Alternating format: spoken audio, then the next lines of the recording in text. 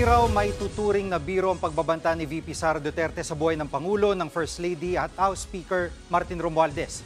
Dagdag pa ni Romualdez, gusto lang ilihis ng bise ang usapin sa maanumalyang paggasta ng confidential funds ng OVP. Nasa frontline balitang yan si Camille Samonte. Pinalagan ni House Speaker Martin Romualdez ang pagbabanta ni Vice President Sara Duterte sa kanyang buhay at ni na Pangulong Bongbong Marcos Jr. at First Lady Liza Araneta Marcos. Giit ni Romualdez, mapanganib ang mga pahayag ng bise at maituturing na direktang banta sa seguridad ng ating bayan. Hindi na to biro. Hindi na to normal na panalita.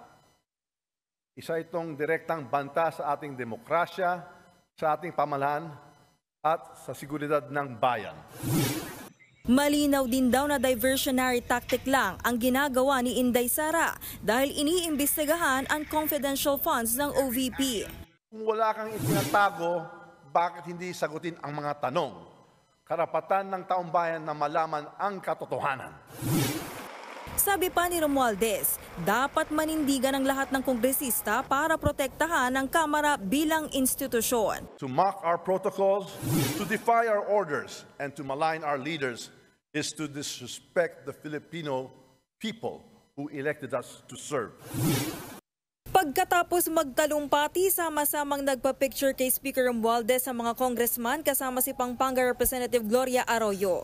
Kilalang malapit kay VP Sara si Arroyo na matatanda ang nagkudeta noon laban kay dating Speaker Pantaleon Alvarez.